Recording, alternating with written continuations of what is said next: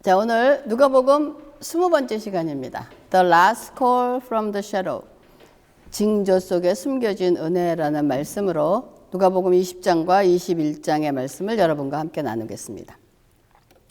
누가복음 20장부터 끝 24장까지는 예수님의 공생의 사역이 절정에 달하는 사건입니다. 그래서 예루살렘에서의 갈등이 결국은 죽음과 부활로 이루어지는 구간이 20장에서 24장입니다. 그래서 이 부분은 대부분 대립합니다.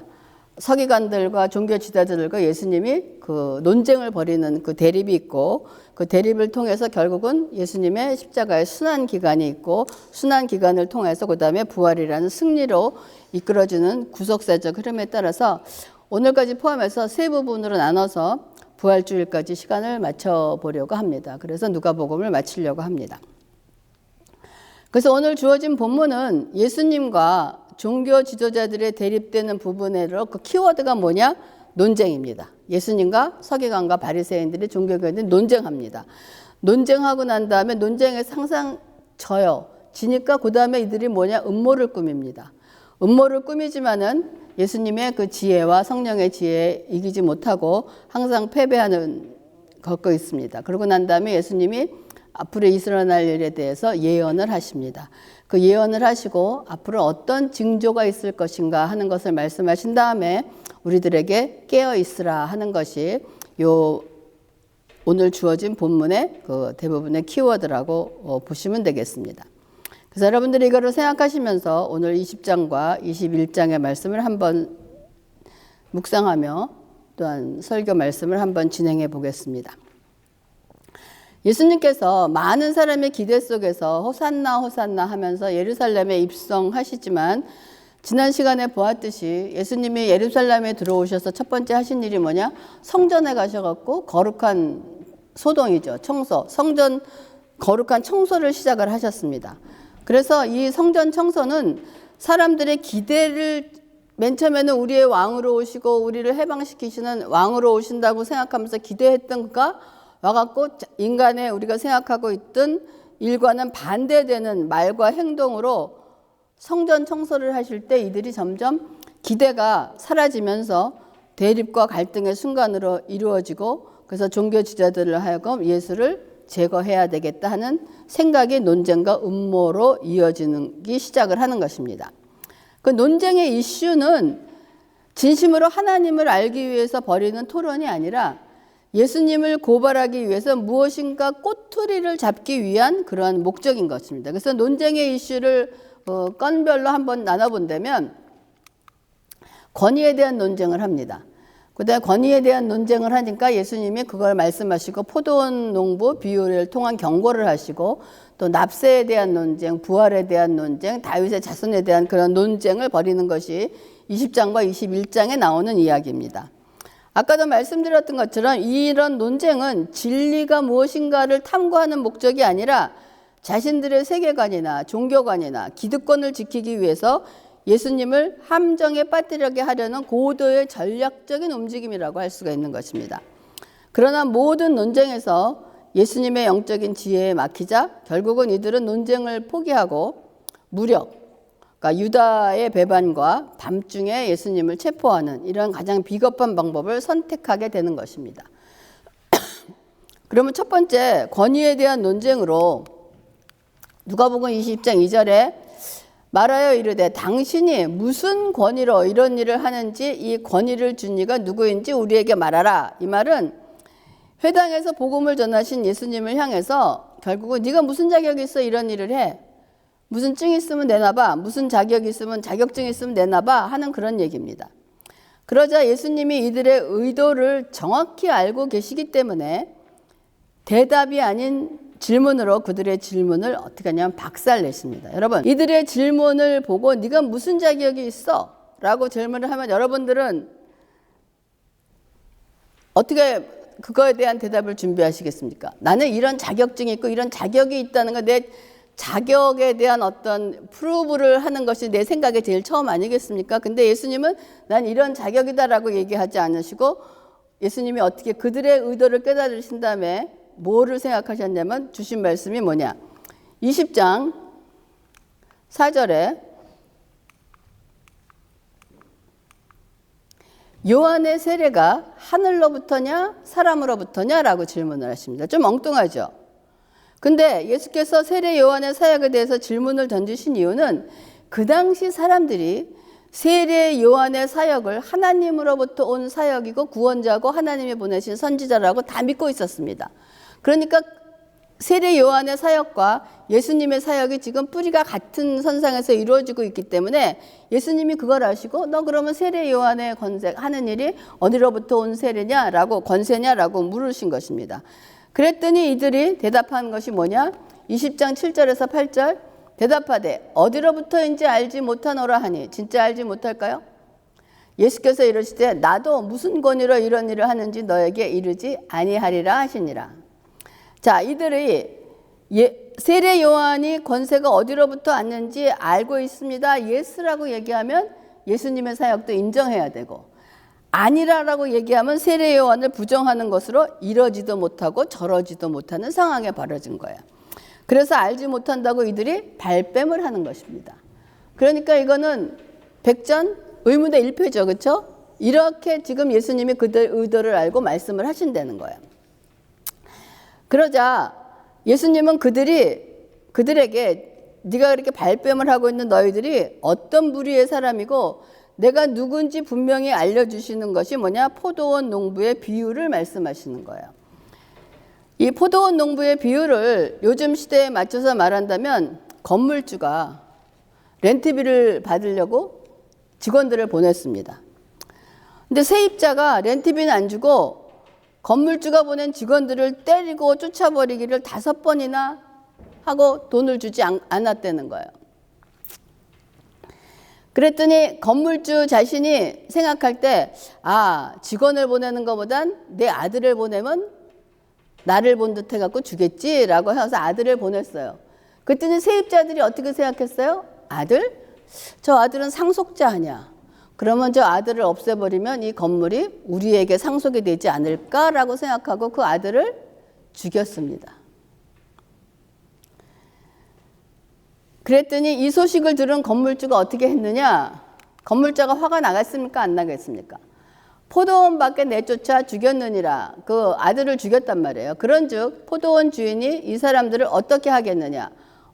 포도원 주인이 와서 그 농부들을 진멸하고 세입자들을 진멸하고 그 건물 포도원을 다른 사람에게 주리라 하시니 사람들이 듣고 그러니까 그 세입자들이 듣고 이르되 그렇게 되지 말지어다 하거늘이라고 하는 것이 지금 이 포도원의 비유입니다. 자, 여기서 건물주는 누구를 얘기하는 겁니까? 하나님이에요. 포도원 그 주인. 그리고 직원들은 그동안 하나님의 말씀을 전하러 보냈던 선지자들을 얘기합니다. 그리고 건물주 아들은 누구를 얘기하냐? 예수님을 나타낸다는 것입니다. 그래서 이 비유의 결론은 20장 17절과 18절에 그들을 보시며 이르시되 그러면 기록된 바 건축자들의 버린 돌이 모퉁이의 머릿돌이 되었느니라 함이 어찌미냐. 무릇 이 돌 위에 떨어지는 자는 깨어지겠고 이 돌이 사람 위에 떨어지면 그를 가루로 만들어 흩으니라 하시니라 라고 얘기하고 있습니다. 여기서 돌은 누구를 상징합니까? 버림받은 돌, 예수 그리스도를 얘기합니다. 니네들이 건축자들의 버린 돌이 모퉁이의 머릿돌이 되었다 그래요. 여러분 건물을 지을 때 코너스톤 그 머릿돌이 뭔지 아십니까? 가장 중요한 주춧돌이 되는 거예요. 그 너희들이 별 것 없다라고 버린 돌이 머릿돌이 되는 것처럼 무릇 이 돌 위에 떨어지는 자는 그 예수 그리스도 위에 떨어지는 자는 깨어지겠고 이 돌이 사람 위에 떨어지면 그를 가루로 만들어 버리겠다 하는 것은 예수 그리스도를 거부하는 자들에게 임할 무서운 심판의 주권이 예수님께 있음을 선포하는 것입니다. 지금 권위가 어디서부터 왔느냐라고 물어본 그들에게 물어보니까 또 세례 요한의 권위를 물어보니까 대답을 못하는 그들에게 니네들의 아이덴티티가 지금 이런 거고 니네들은 앞으로 이렇게 될 것이다. 예수를 거절하면 이렇게 될 것이다 하는 그런 선포를 하시는 것입니다.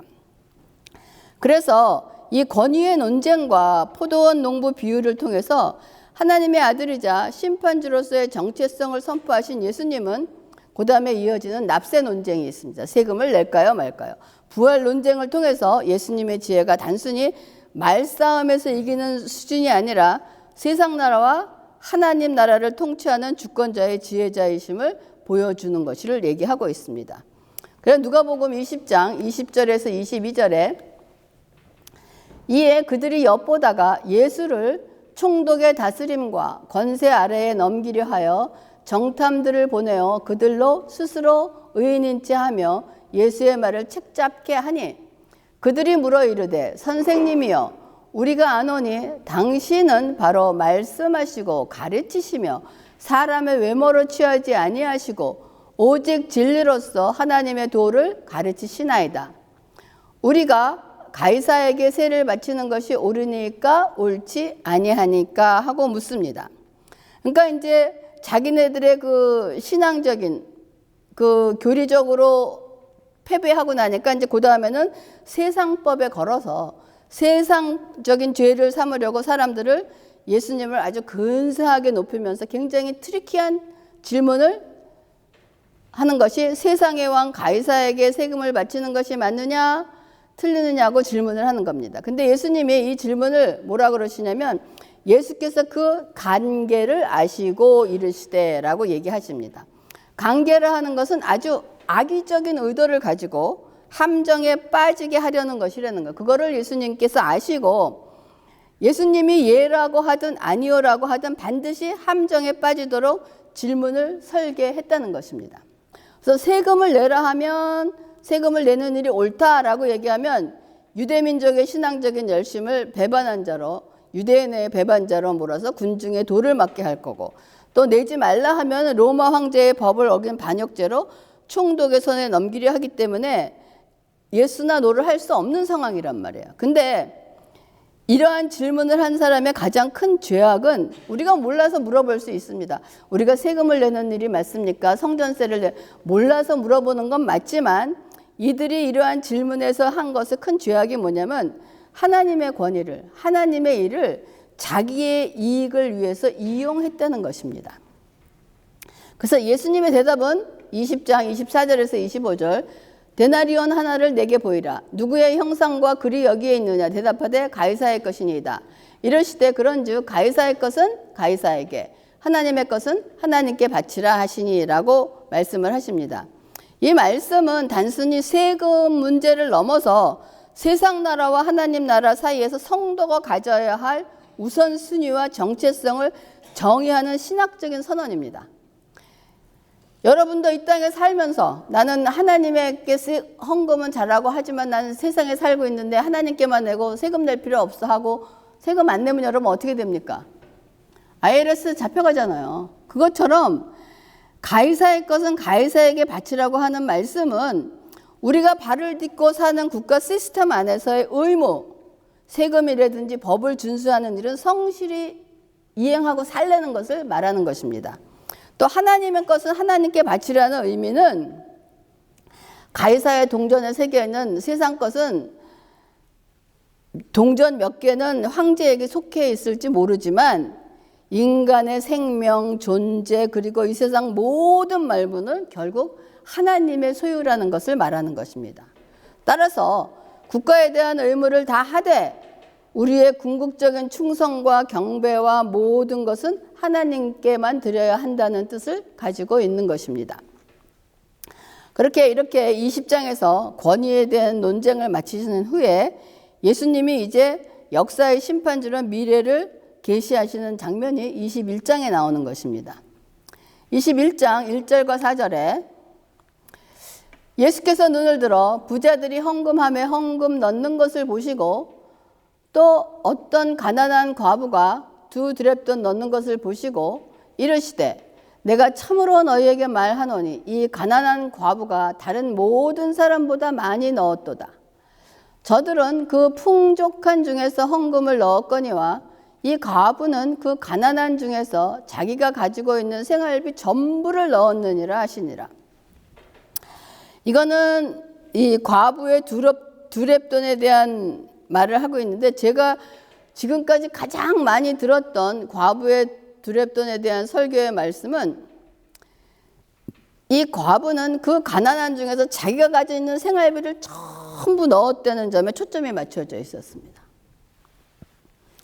이것은 과부의 하나님께 대한 헌신, 마음의 중심, 하나님에 대한 신뢰로 부자의 헌금과 과부의 두렵돈을 비교해서 예수님께서는 풍족함 중에 일부를 보냈느냐 아니면 부족함 중에 전부를 드린 그 과부를 칭찬하신 것에 강조를 두고 있었다는 것입니다. 그래서 과부의 올인하는 신앙을 얘기하는 거예요.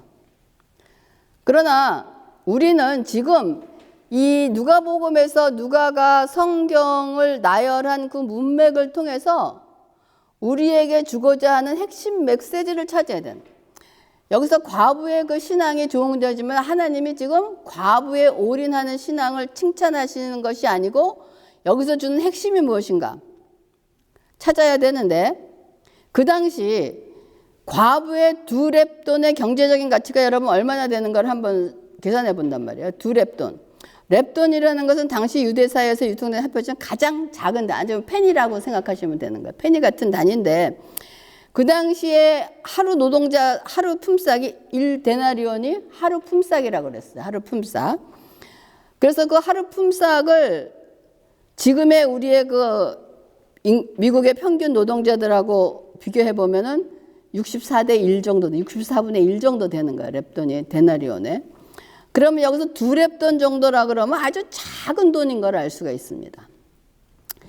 하지만 지금 돈을 생각하면 지금 물가가 올라서 어떻게 되는지 모르겠는데 한 사람들이 계산한 걸 보면 한 4달러 정도 된다는 거예요. 그 여자가 갖고 있는 것이 전부 다 지금 4달러라는 거예요.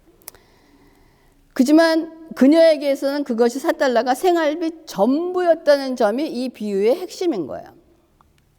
그러면 21장의 말씀의 순서를 보면 가난한 과부의 헌금 사건은 20장에서 그들은 뭐라고 되어 있냐면, 그들은 과부의 가산을 삼키며 외식으로 길게 기도하니 그들이 더 엄중한 심판을 받으리라 하신다 하는 말씀 뒤에 지금 21장에 과부의 2렙돈 사건이 연결되고 있습니다. 연결되고 난 다음에 과부의 2렙돈 성전이 연결되고 난 다음에 그 다음에 무슨 일이 있냐? 성전 파괴 사건이 연결되고 있다는 거예요. 그러면 이 문맥을 통해서 여기서 서기관들이 가리키는 말은 뭡니까? 서기관들을 가리키는 말은 그들은 서기관들이라는 거예요. 과부의 가산을 삼키며 외식하는 서기관은 더 엄중한 심판을 받는다 하는 것이 이 과부의 2렙돈 헌금 장면인데, 지금 우리 교회에 4달러 정도, 하루 4달러 정도밖에 가지고 있지 않는 과부에게 교회는 무엇을 해야 될까요? 당신이 갖고 있는 그 4달러 전부 다 하나님께 헌금하세요. 하나님이 축복하실 것입니다. 라고 해야 될까요? 교회가 해야 될 일이 무엇일까요? 이 비유의 말씀의 초점은 올인하는 신앙이 아니라 교회의 역할을 하지 않고 있는 부조리한 성전의 역할에 대한 심판이 초점인 거예요. 교회가 해야 될 일을 하지 않고 있다는 것입니다. 하나님의 교회는 가난한 자, 과부들을 돌봐야 하는 것이 의무임에도 불구하고 오히려 생활비 전부를 넣어야 했던 이 부조리한 교회의 실태를 향해서 예수님 뭐냐? 무너뜨려지리라 라고 선언하셨던 것입니다. 이 대조는 또한 구약적 성전이 무너지고 건물이 무너지고 예수님을 따르는 사람 생존이 세워지는 과도기라는 것을 보여주는 것이에요. 그래서 이 말씀을 하시고 난 다음에 21장 5절에서 6절에 보면 어떤 사람이 성전을 가리켜 그 아름다운 돌과 헌물로 꾸민 것을 말하며 예수께서 이르시되 너희 보는 이것들이 날이 이르면 돌 하나도 돌 위에 남지 않고 다 무너뜨려지리라 라고 말씀하신 거예요. 그러니까 제자들은 화려한 돌과 건물을 보면서 성전의 건재함을 믿었고, 예수님은 건물이 아니라 자신의 전부를 드리는 과부의 행위 속에 진정한 성전의 기능, 하나님과의 온전한 만남과 헌신이 살아있음을 지금 보여주시는 것입니다. 그러므로 즉 이제 하나님은 저 화려한 건물 속에 계시지 않고 자기 전부를 드리는 저 여인의 가난한 심령 속에 계신다는 선언과도 같은 것을 얘기하고 있다는 것입니다. 여러분, 과부의 두렙돈의 헌금은 그 과부의 중심에 하나님을 신뢰하는 온전한 그 신앙심을 우리가 보고 그거를 본받을 수 있습니다. 그거를 본받는다고 해서 여러분의 갖고 있는 그 어려운 사정에 있는 것을 모든 것을 갖는 것이 축복이 아니라는 것입니다. 여러분, 우리가 하나님께 드릴 때 하나님의 관심은 내 돈에 있으신 것이 아니고 내 마음에 관심이 있으신 것입니다. 우리 찬호가 어저께부터 찬호가 부르니까 쓰나보네. 제 생일이라고 저한테 생일 선물을 뭐를 받겠냐고 계속 얘기를 하고 있어요. 그래서 내가 뭐를 하게 될지 하루 생각하고 오늘 얘기해 주겠다 그랬어요. 자, 찬호가 지가 내가 어떤 생일 선물을 말한다 그러면 지가 갖고 있는 돈이 있습니까? 없음에도 불구하고 저 오늘 아침에 이제 와갖고 지가 뭐 나한테 무슨 선물을 했다 그러는데 저는 그럼 내가 해피밀을 사달라고 그래야 되겠다 이제 생각을 하고 왔어요. 그럼 내가 해피밀을 오더를 하면 제가 가서 이제 그 키오스크 가서 하겠죠. 제가 돈이 있어서 누가 지불하겠어요? 제가 지불합니다. 그러고 난 다음에 해피밀을 받은 다음에 내가 찬호한테 고맙다라고 얘기합니다. 네가 내 생일 선물 너무 고마워. 이게 하나님 마음인 거예요. 하나님은 우리에게 우리가 갖고 있는 돈을 어떻게 하면 좀 더 받아낼까 이거가 관심이 아니시고 그 마음을 보시고 그걸 행했을 때 하나님이 내 해피밀 값을 내가 내어주시면서 그걸 받으시면서 하나님이 뭐라 그러나 찾아보고 찬호야 고맙다라고 하는 것이 하나님의 마음인 거예요. 여러분이 하나님이 왜 우리에게 가정을 주시고 결혼을 하게 하시고 자녀를 주시게 하신가를 생각하시기 바랍니다. 그냥 첫 번째 자식으로 인해서 기쁨과 감사 그거는 두 번째예요. 거기서 결혼은 그리스도의 비밀이라고 그랬어요. 그것은 곧 교회에 대해서 내가 말한다라고 얘기했기 때문에 여러분이 결혼하는 가장 큰 목적의 그 결혼의 의미는 하나님의 숨겨져 있는 비밀을 캐내는 것이 결혼의 의미입니다. 그래서 여러분의 자녀와 여러분의 부부관계 모든 생활 속에서 우리는 거기에서 하나님께서 말씀하시는 소리를 듣는 것이 결혼의 축복이고 자녀의 축복인 것이라고 여러분 믿습니다. 그래서 이제 예수님께서는 이렇게 성전 파괴를 예언하시고 재림의 징조, 심판, 소망, 깨어있으라는 말씀으로 연결을 하게 나가십니다. 여러분 예루살렘 성전 파괴 예언은 이미 이루어졌습니다. 그렇죠? AD 70년에 로마에 의해서 완전히 파괴되었고 이 성전 파괴가 우리에게 주는 메시지는 이제 진짜 성전이 세워졌으니 이제 성전을 상징하던 성전 건물은 필요가 없어졌다는 거예요.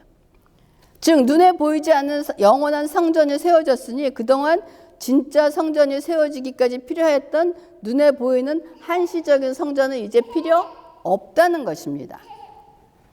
그러자 성전이 무너진다는 말을 들은 제자들은 이런 일이 언제 일어나고 이런 일이 일어날 때 보이는 징조가 뭐냐고 예수님께 질문합니다. 그러자 예수님께서 그때 나타나는 징조가 뭐냐? 가짜 선지자들이 출현할 거라 그랬어요. 이거는 여러분 이거 들으시면서 지금 우리가 살고 있는 시대에도 이렇게 되어 있습니다. 난리가 난다 그래서 난리라는 건 전쟁이 난다는 것입니다. 또 소요, 폭동 이런 일이 일어나고 민족이 민족을 나라가 나라를 대적하고 지진 있고 기근 있고 전염병이 있고 박해 등이 일어날 거라고 얘기하셨습니다.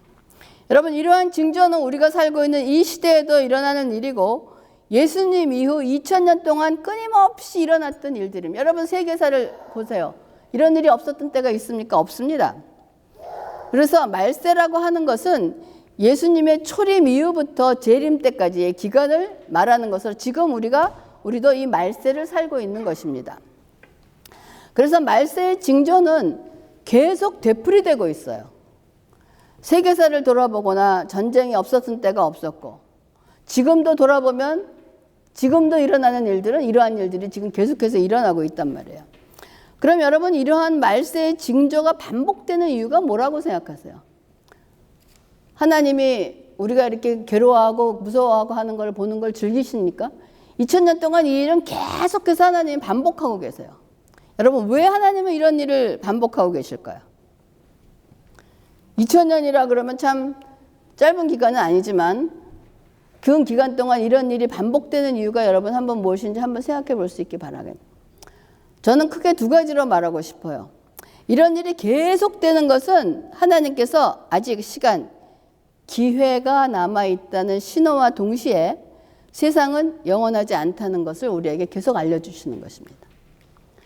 그렇기 때문에 우리에게 긴장을 놓지 말고 영적으로 깨어있으라는 메시지를 계속 전파하시는 거예요. 지금 우리가 살고 있는 세상 돌아가는 상황을 보시기 바랍니다. 지금 마치 3차 대전이 일어날 것 같잖아요. 지금 중동에서 난리 났잖아요. 지금. 그래서 사람들은 재난과 징조를 보면서 두려워합니다. 이거 3차 대전이 일어나는 것이 아닌가. 오일이 또 오르고 경제가 되고 파산되고 뭐 사람들은 두려워합니다.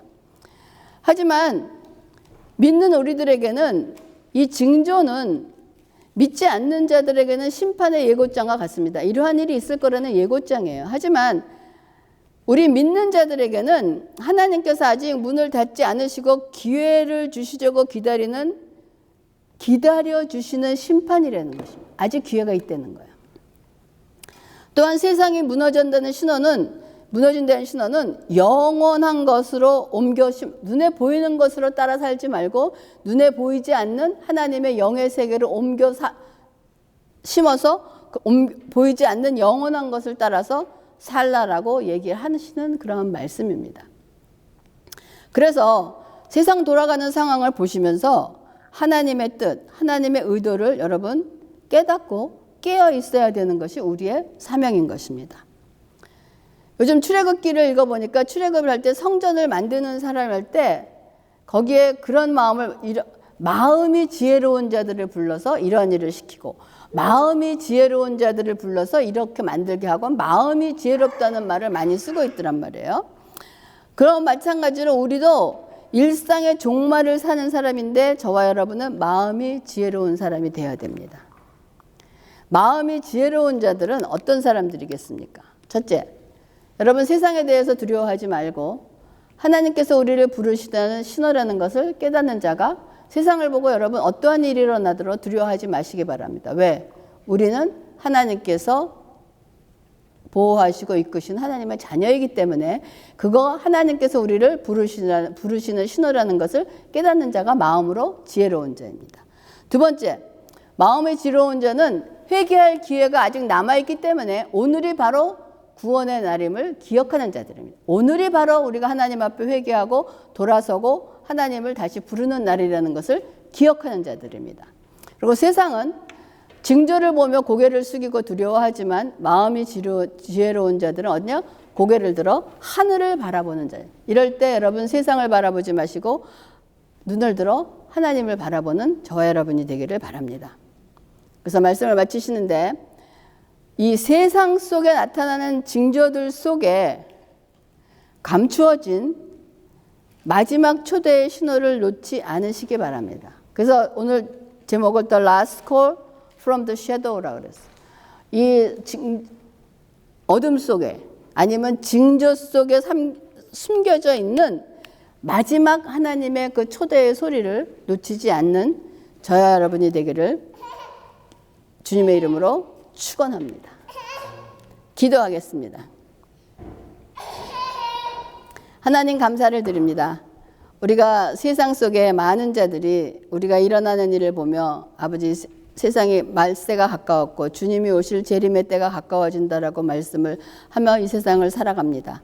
그러나 마음이 지혜로운 자 하나님의 자녀들은 이것을 보면서 하나님께서 아직 우리를 부르시는 기회가 있고 회개의 시간으로 오랫동안 기다려주시는 하나님의 은혜의 시간임을 깨닫게 하시고 그 말씀대로 살아가는 우리 모두가 될 수 있도록 인도하시고 축복하여 주시옵소서. 아버지 감사를 드리면서 모든 말씀 예수님의 이름으로 기도합니다. 아멘.